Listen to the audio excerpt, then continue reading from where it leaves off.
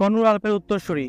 আমরা জানি ক্ষমতা বা সালতানাতের দায়িত্ব বংশীয় উত্তরাধিকার সূত্রে আসে, কিন্তু আনুগত্যের দায়িত্ব যে উত্তরাধিকার সূত্রে আসে তা কনৌর আলপের জীবনী পড়লেই বোঝা যায়। কনৌর আলপের দাদা ছিলেন ওসমান গাজীর দাদা সুলাইমান শাহের বিশ্বস্ত ও অনুগত একজন সৈনিক এবং একই সাথে বন্ধুত্বও বটে। কাইরা যখন তিব্রিজ থেকে আলেপ্পো এবং আলেপ্পো থেকে রোমের সীমান্তবর্তী অঞ্চলগুলোতে ঘোরাঘুরি করছিল, তখন অনেকে তাদের থেকে আলাদা হয়ে যায়। কিন্তু কনৌর আলপের দাদা সর্বদাই সুলাইমান শাহের সাথে ছিলেন। তিনি সবসময় তাদের পাশে থাকতেন এবং বিপদে আপদে সাহায্য করতেন। এরপর সুলাইমান শাহের মৃত্যুর পর কাইরা সৌগতে চলে আসে। তখন কনৌর আলপের পিতা তুলুই বেগ আর্তুগরুল গাজীর সাথে সৌগতে চলে আসেন। কনৌর আলপের পিতা তুলুই বেগও ছিলেন আর্তুগরুল গাজীর বিশ্বস্ত সৈনিক ও বন্ধু। যেভাবে তার পিতা সুলাইমান শাহের প্রতি আনুগত্য দেখিয়ে গেছেন, ঠিক সেভাবেই তুলুই বেগও আর্তুগরুল গাজীর প্রতি আনুগত্য দেখান, যে আনুগত্য ছিল বংশীয় দায়িত্ব। জন্ম ও শৈশব। কনৌর আলপের জন্ম তারিখ সম্পর্কে ইতিহাসে কিছু লেখা হয়নি, তবে এতটুকু বলা হয়েছে যে তিনি ওসমান গাজীর কিছুটা ছোট ছিলেন। কিছুটা বলতে আমরা সাধারণত 1 থেকে 3 বছর বলে বুঝে থাকি। ওসমান গাজী জন্মগ্রহণ করেন 1253 সালে। তাহলে বোঝা যায় কনৌর আলপ 1254 থেকে 1257 সালের মধ্যেই জন্মগ্রহণ করেছিলেন। তার শৈশব অন্য 8-10টি ছেলের শৈশবের মধ্যেই কেটেছে। শৈশব থেকে তিনি ওসমান গাজী ও কনৌর আলপের মাঝে গভীর বন্ধুত্ব ছিল। চকুতে ওসমান গাজী ও অন্যান্য বাচ্চাদের সাথে তার শৈশব অতিবাহিত হয়। দাম্পত্য জীবন। ঐতিহাসিক তথ্য মতে জানা যায় কনৌর আলপ এক যাযাবর সাহসী মেয়েকে বিবাহ করেন। এমনকি জানা যায় ওসমান গাজীর বিবাহের কয়েকদিন পরেই নাকি তার বিবাহ হয়েছিল। তাদের 3টি সন্তান জন্মগ্রহণ করে। কনৌর আলপের যুদ্ধ অভিযান ও বিজয় সমূহ।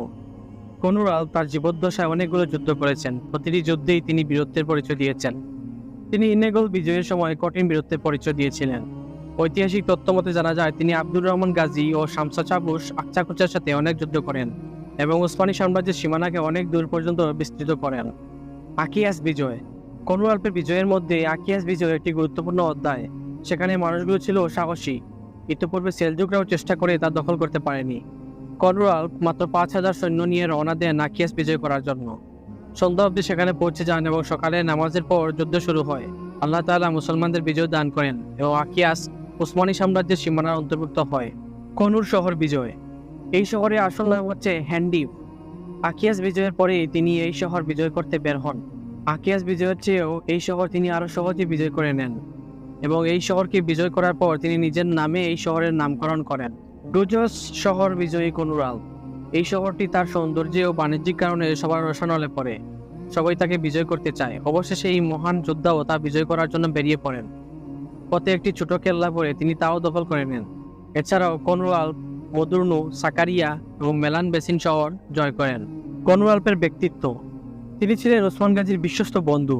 তাদের বন্ধুত্ব এতটাই গভীর ছিল যে ওসমান গাজী যখন বুরসা বিজয়ের কথা ব্যক্ত করেন, তখন তিনি তা জয় করে নেওয়ার ওয়াদা করেন এবং ওরহান গাজী শাসনামলে বুরসা জয়ের সেনাপ্রধান ছিলেন তিনি।